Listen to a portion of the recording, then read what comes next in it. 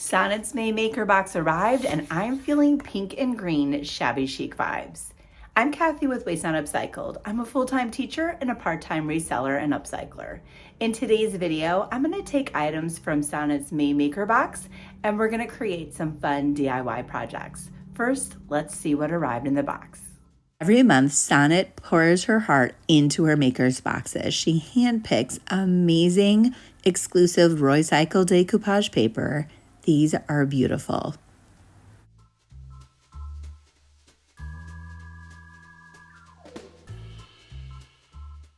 The boxes also have 2 painted photographer rice papers, which are beautiful. The 3-ups are my favorite. And this one is gorgeous. This must be a garden wakes. And then she always puts in an extra surprise. These napkins are beautiful. And milk paint. This is the Sweet Pickins Milk Paint Artichoke. And then 2 paints from Fusion. A little star. And then it looks like this one is peony. The Maker's box also includes DIY paint. This must be the Sandy Blonde. And then this one must be Prom Queen. I immediately knew the aesthetic I was going for, so I pulled together some items I had thrifted.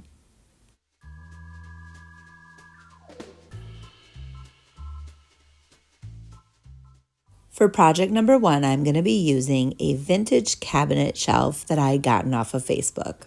I'm going to change the color a little bit. I'm combining Sweet Pickins Milk Paint Artichoke with Willow.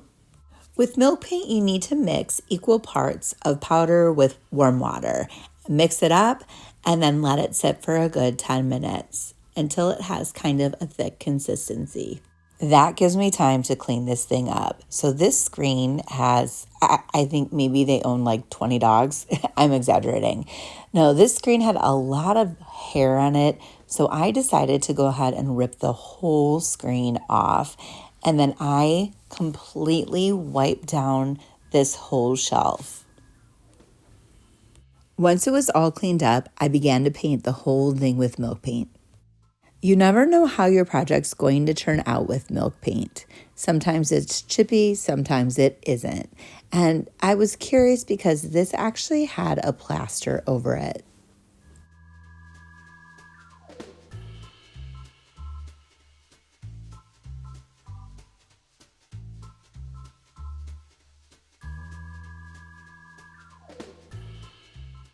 Once all of it was painted, I let it dry overnight, and then the next day I sanded it down. I loved how the white popped through. Instead of using my hand sander, I decided to use my finger sander so I had a little bit more control. And with milk paint, the best thing about it is once you sand it, it has a very soft feel to it. Once I sanded every nook and cranny, I wiped it down with a wet cloth. Definitely stay tuned to the end to see how it fits with everything else. Project number 2, I'm using a metal tray and it has rope handles, which doesn't really go with the aesthetic I wanted. So I pulled the rope handles out. I love how pink and green go together, so I'm using the Peony Fusion Mineral Paint for this tray. What I love about Fusion Mineral Paint is that you can use it on any surface. I am definitely going to be pulling in Royce's beautiful decoupage papers onto this tray. So I'm going to give this tray 2 coats of the Fusion Mineral Paint.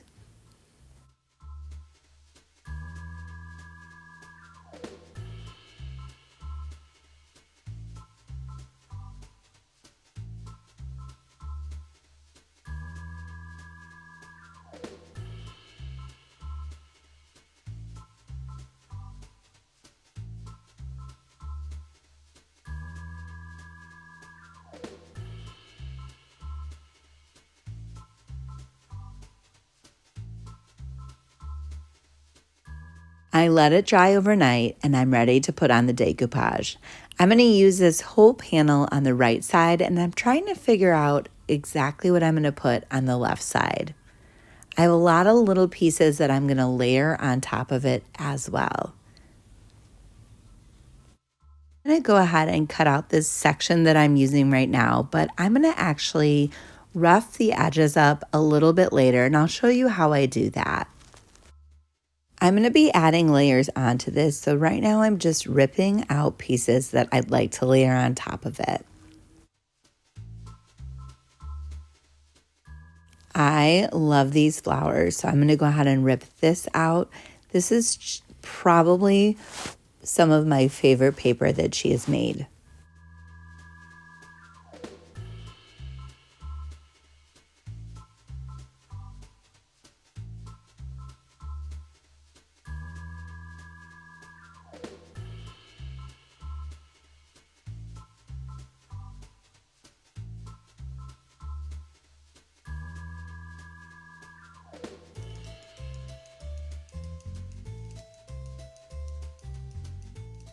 I wanted something on the left side and I figured out the section that I want to use. I'm going to go ahead and cut this out as well. So as you've noticed, I've cut out my decoupage paper, I've ripped my decoupage paper, and another way to get a look that you want is by using what I call the wet distress method. So all you do is take a paintbrush, use water, and then you can go ahead and pull the part you want. And what's nice is those little fibers kind of stick out, so it gives it kind of a natural look. Now for this one, I'm going pretty fast because I'm not as worried about how much I take off or what it looks like. So it's a little bit faster, but you'll see in a project later on that I go very slow and meticulous. I'm using the Fusion Decoupage and Transfer Gel to apply the decoupage paper. I'm going to go ahead and figure out exactly how I want it to look. I definitely want it to be layered, so I'm going to layer it on top of it. And I'm going to go ahead and spritz my paper, and I'm just misting it with water. This helps loosen the fibers and it makes it much easier to apply the decoupage. I'm going to go ahead and take that transfer gel, put a starter strip, and then as I apply it, I'm going to go ahead and put the transfer gel and slowly lay down that decoupage. Once I lay down that paper, I like to take my fingers and go over it so that I can get those wrinkles out. I've also seen creators use like a plastic wrap or something like that, but I feel like I have a little bit more control when I use my fingers. I'm going to go ahead and make sure those edges are really secure. And onto the second piece, I'm going to go ahead and mist that paper and do the same thing.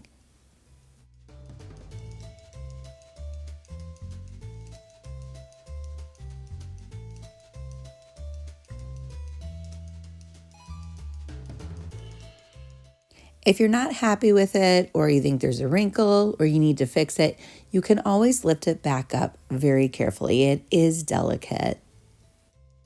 You are new to the world of decoupage. You also want to make sure you have a light paint underneath if you want your decoupage paper to pop through.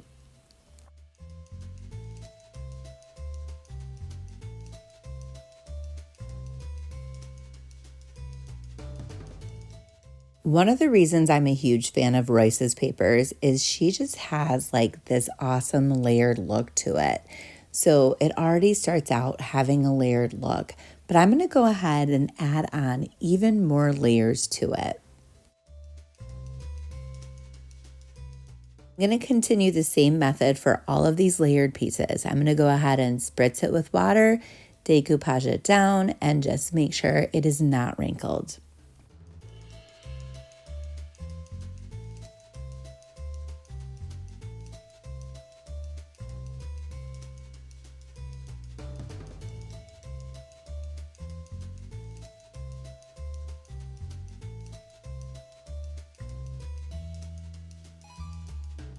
I love the fact that you can layer it and you can still see through all of the fun things that are underneath. So that butterfly isn't lost, the lettering isn't lost, but it just adds on even more to it.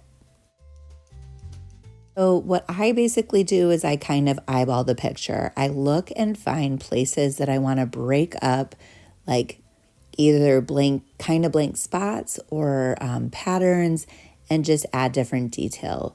So I'm curious if you could look at my what I have so far and kind of predict where I'm going to layer more pieces.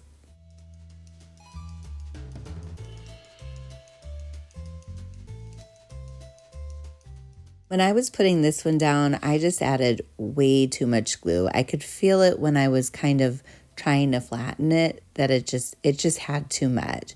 So I'm thinking I need to pull this off and rework it.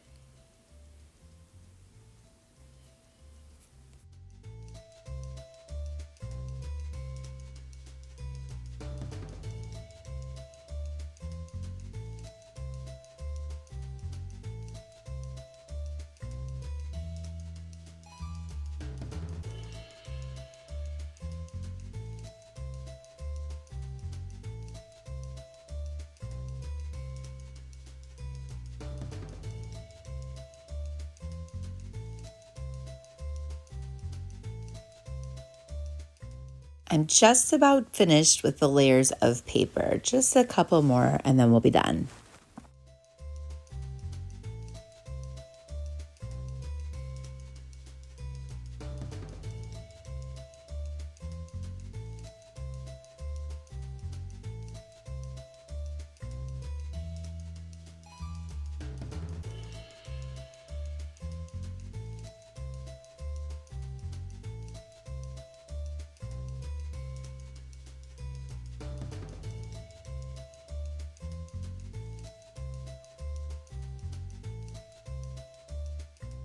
I'm just going to go back over those edges, make sure everything's secured and down, and then I'm going to let it dry.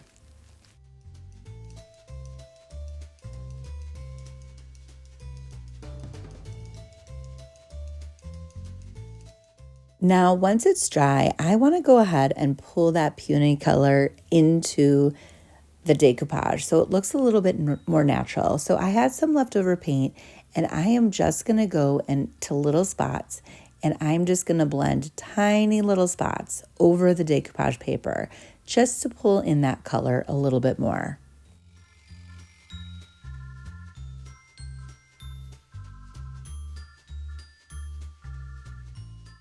I actually like to go over the actual pictures a little bit. I do like to blend it just so it's a little bit muted.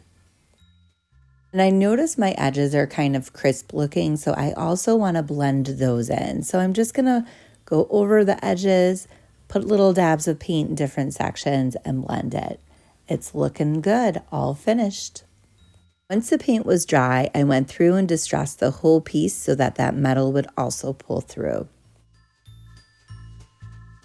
Now, remember those rope handles? That would not have worked for this. So I went through and pulled out fabric. I have old shirts that are lace and all different cottons, and I pulled different textures, and I cut 5 strips for each section, pulled them through, and then I tied a knot with 2 different pieces from each section. I'm basically making a handle out of fabric.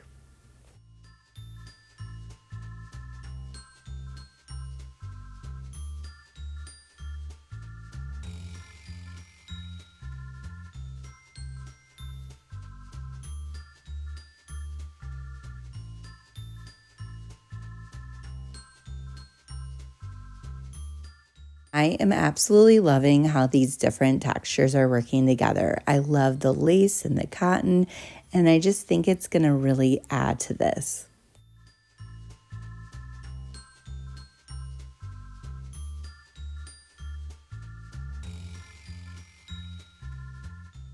For project 3, I'm going to be using this ornamental tin, and I'm going to be showcasing the Painted Photographer's Nestled in Time.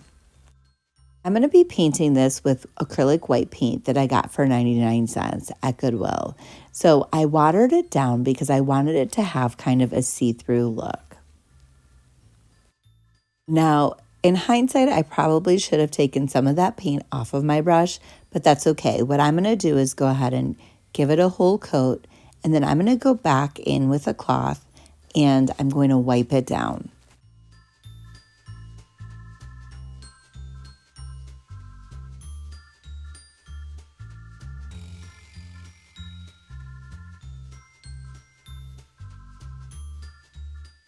For my second coat, I do my lines horizontal because I want my paintbrush lines to go in all different directions.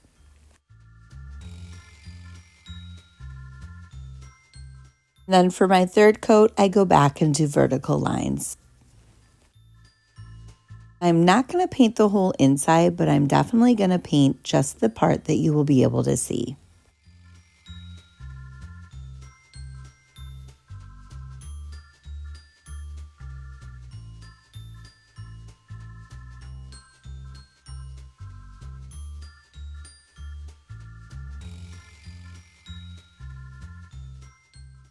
Okay, it's all dry and it's time to get that nest on. I'm going to be using water with the paintbrush, but I'm going to be extremely meticulous as I tear this. Like, my right finger is holding down the picture because I do not want it to tear, and I want it to be pretty perfect.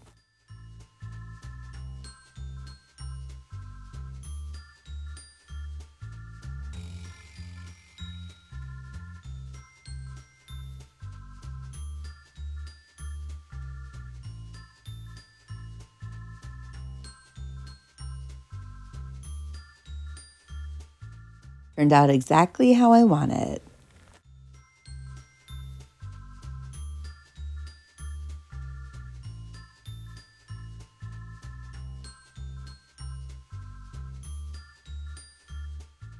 I'm going to go ahead and spritz it with water, and instead of putting that transfer glue on one end, I'm actually going to start in the middle this time.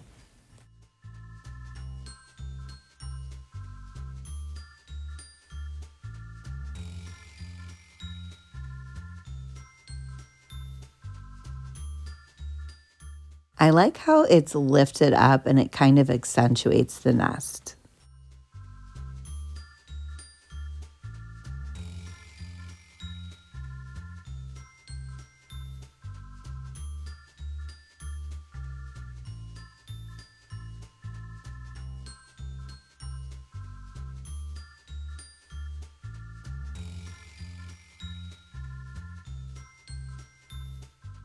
Rice paper is a thicker paper, so it's a little bit easier to work with.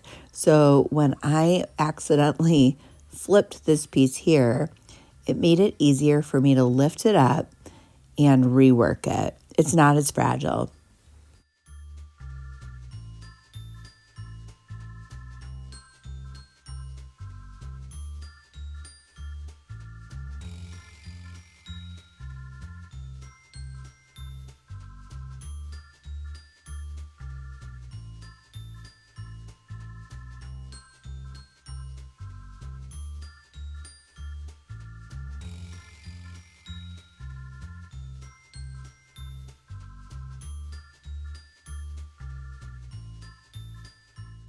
Once it was dry, I went back in with paint and I painted over the edges as well as the actual nest, just so it could blend in better.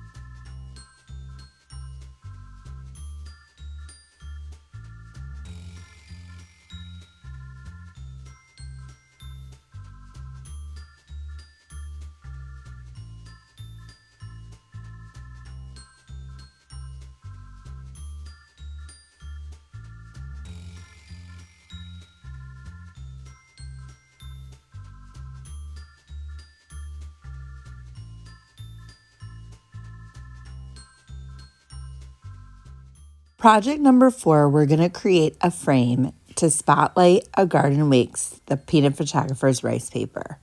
I painted this frame a while back all white, and I was excited because it fits her picture perfectly.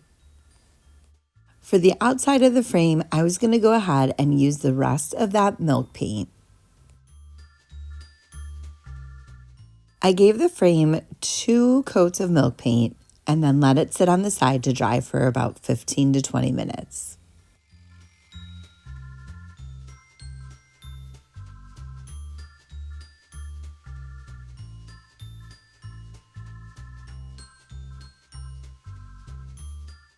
While the frame was drying, I went ahead and did the same steps I did as the other projects. I spritzed it and then glued it onto the board.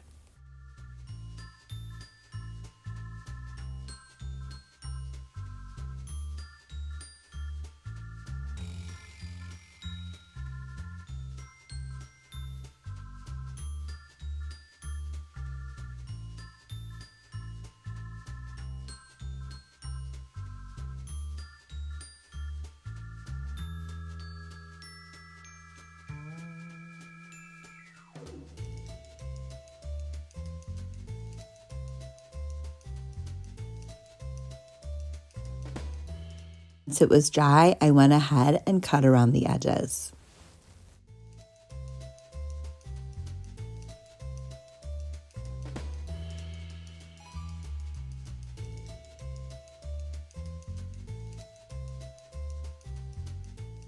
Of course, I wasn't perfectly even, so I did notice on the bottom that a little bit of the white was showing, and I took a little milk paint and covered it up. Before putting the picture back in the frame, I went ahead and sanded all of that milk paint.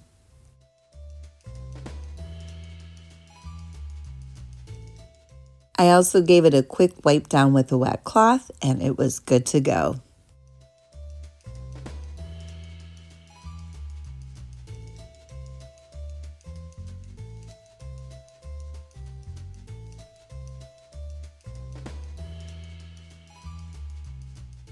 My projects are complete, and I'm going to seal every single one of them with DIY's Big Top.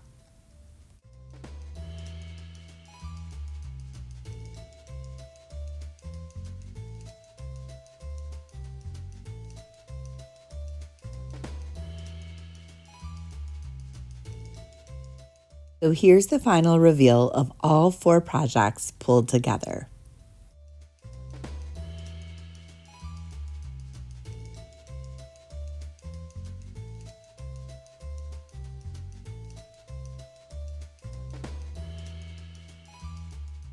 In case you haven't heard, Sonnet's Maker's Box is turning 1 year old in June.